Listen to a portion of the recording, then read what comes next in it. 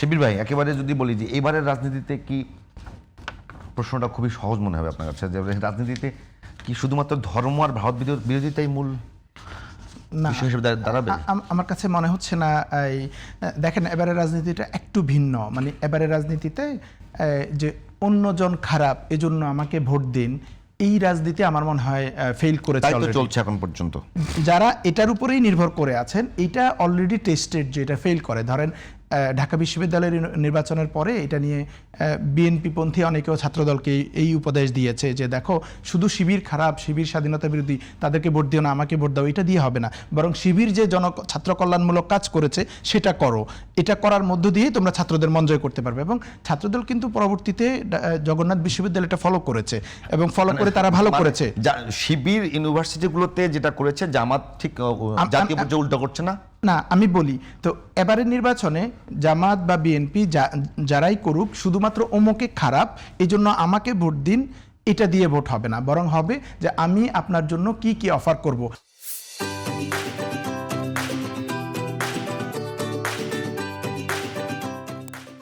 আপনার নিরাপত্তার জন্য, সুশাসনের জন্য, একটা ভালো বাংলাদেশের জন্য কি কি পলিসি আমি নিয়ে আসছি, কিভাবে আমি এই দেশের উন্নয়ন করব, রাজনীতিতে গুণগত পরিবর্তন নিয়ে আসব, প্রশাসনে গুণগত পরিবর্তন নিয়ে আসব, এইটা এখানে আসতে হবে। আদারওয়াইজ এটা সম্ভব না। তো আমার কাছে মনে হয় যে এই ছাত্র ক্যাম্পাসগুলোতে শিবির এই পয়েন্ট দিয়েই আসলে নির্বাচনগুলোতে জিতেছে, এবং জামাতকেও সেটাই ফলো করতে হবে যে জামাত কি নিয়ে আসছে জনগণের জন্য। তা সম্প্রতি জামাতে যেমন একটা পলিসি সামিট হয়েছে, 6টা বিষয়ে তারা পলিসি সামিট করেছে, দেশ বিদেশের ডিপ্লোমেটরা ছিল, রাজনৈতিক দলরা ছিল। ক্যাম্পেইনের চাইতে মানে বিএনপির ক্যাম্পেইনে কোথায় কোথায় ভুল, কোথায় কোথায় সমর্থন হবে, সেগুলোই তো বেশি মনে হয়। আমি মনে করি এটা হয়তো অনলাইনে দেখতে পাচ্ছেন। আমি মনে করি জামাতের যে ক্যান্ডিডেটরা বা জামাতের নেতারা, তারা কি ভালো করবে বা কি কি পলিসি নিয়ে আসবে, কিভাবে উত্তরবঙ্গে, যেমন আমির জামাতের আমি বক্তৃতাগুলো ফলো করছিলাম, যে উত্তরবঙ্গে উনি বলছেন উত্তরবঙ্গ কেন পিছিয়ে আছে, এটা নিয়ে তাদের চিন্তাভাবনা আছে, এবং উত্তরবঙ্গের মানুষকে কিভাবে এগিয়ে নিয়ে আসা, রিজিওনাল ডেভেলপমেন্টটা তারা করবেন, সেগুলো নিয়ে পলিসি দিচ্ছেন। যেমন বেকারদের কিভাবে চাকরি দিবেন সেটা নিয়ে বলছেন যে আমরা বেকার ভাতা দিব না, আমরা চাকরি দিব, কাজ দিব। আমার কাছে মনে হচ্ছে এইগুলো জামাত পলিসির জায়গায় এই অফারগুলো জামাত করছে। এবং এডুকেশনের ইনফ্রাস্ট্রাকচারের ক্ষেত্রে জামাত কিছু অফার করেছে, যে বড় বড় বিশ্ববিদ্যালয় কলেজগুলোকে, যে কলেজগুলো আছে এগুলো নিয়ে অনেক টানাপোড়েন হয়, বেকার তৈরি হচ্ছে, সেগুলো নিয়ে এগুলোকে ইউনিভার্সিটি করার প্রস্তাবনা করেছে। ইডেন কলেজ বদরুন্নেসাকে ওয়ার্ল্ড লার্জেস্ট উইমেন ইউনিভার্সিটি করবে, ইডেন বদরুন্নেস এবং হোম ইকোনমিক্স কলেজকে মিলে, যেগুলো নিয়ে দেখেন দীর্ঘদিন ধরে এগুলো সমাধান হচ্ছে না।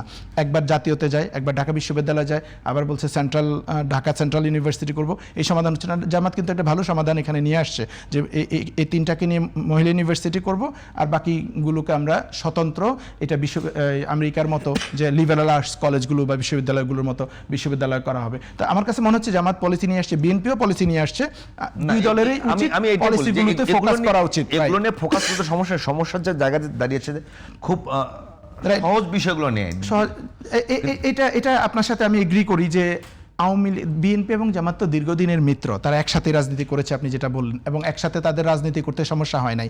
বিএনপিও জামাতের সাথে রাজনীতি করতে সমস্যা হয় নাই, গিভেন দ্যাট তারা 71-এ তাদের এই ভূমিকা ছিল। তার মানে যেইটুকু 71-এর ভূমিকা থাকলে একসাথে রাজনীতি করা যায়, এইটুকু মেনটেন করে আপনারা রাজনীতি করতে পেরেছেন। বা বিএনপির এগেনিস্ট যেগুলো বলেছেন, আওয়ামী লীগের সময় বিএনপির বিরুদ্ধে যে ধরনের অভিযোগগুলো তোলা হয়েছে, ধরেন ইভেন খালেদা জিয়ার বিরুদ্ধে দুর্নীতির মামলা দিয়ে করা হয়েছে, তারেক রহমানকে খাম্বা বা এটা সেটা 10% বলে করা হচ্ছে, আমি মনে করি আওয়ামী লীগ যেগুলো করেছে সেগুলো তো আপনার করা উচিত না। যদি নতুন কিছু হয় সেটা নিয়ে আলাপ করেন। আওয়ামী লীগ বিএনপিকে যে নামে, বিএনপি বা জামাতকে যে নামে ডেকেছে, জামাত বিএনপিকে সে নামে ডাকছে, আওয়ামী লীগ জামাতকে যে নামে ডেকেছে, বিএনপি জামাতকে নামে রাখতেছে। এই জায়গাটাই ভুল। আমি সেই পয়েন্টটাই বলছি যে আপনি যদি আবার সেই লীগের ভাষায় একে অপরকে বিরোধিতা করেন, তাহলে তো আপনি সঠিক রাজনীতি করছেন না। তাহলে আপনার সঠিক রাজনীতির জায়গায় হচ্ছে আপনি কি পলিসি নিয়ে আসছেন, সেই পলিসিগুলো হচ্ছে আলাপ করতে হবে। সেই পলিসি ইভেন আমাদের পলিসি নিয়ে আসলে কথা বলছি, আমি পলিসিগুলো নিয়ে ডিবেট হওয়া উচিত। প্রশ্নটা বুঝতে পারছি, আমি বুঝতে পেরেছি। পলিসির আপনারা পলিসি নিয়ে ডিবেট আয়োজন করতে পারেন। সম্ভবত বিএনপি কোনো জায়গায় কৌশলী হতে পারছে না। যেমন সাম্প্রতিক সময় আপনি জানেন ইসলামী ব্যাংক থেকে অনেক মানুষ চাকরিচ্যুত হয়েছে গত কয়েক মাসে, অনেক লোক চাকরিচ্যুত হয়েছে। তো ইসলামী ব্যাংকটা এখন চলে এসেছে জামাতের সমর্থিতদের নিয়ন্ত্রণে, এবং এটি চলে আসার পর জামাতের পক্ষ থেকে বলা হয়েছে যে মায়ের কোলে ফিরে এসেছে, জামাতের আমির বলেছিলেন। তো গত কয়েকদিন আগে, মাসখানেক আগে, যারা চাকরিচ্যুত হয়েছেন তাদের একটা বিরাট অংশ বাঁশখালীতে তারা রাস্তা অবরোধ করেছেন, কারণ তাদের এসালমের নিয়ন্ত্রণে যখন ছিল ওইখান থেকে প্রচুর লোককে নিয়োগ দিয়েছিলেন, তাদের চাকরি চলে গেছে। এবং বাঁশখালীতে সড়ক অবরোধ করার পরে সেখানকার জামাতের যিনি নেতা, তিনি তাদের ওই সমাবেশে গিয়ে সংহতি জানিয়ে বলেছে, আমরা যদি পাওয়ারে আসি তাহলে তোমাদেরকে চাকরির ব্যবস্থা করব।